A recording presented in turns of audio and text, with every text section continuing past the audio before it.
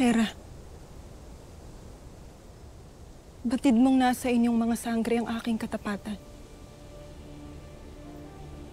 Sadyang mahirap lamang para sa akin ang mga nangyayari.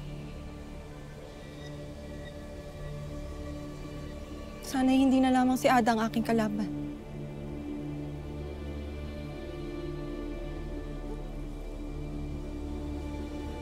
Sana hindi na lang si Mitena ang kailangan kong kalabanin.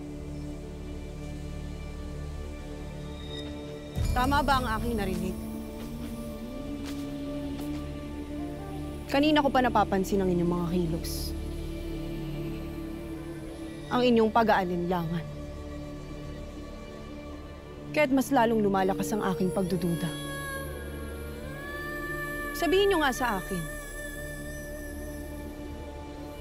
kayong dalawa ba talaga ay lumalaban para sa Encantadia? Dahil hindi ko nararamdaman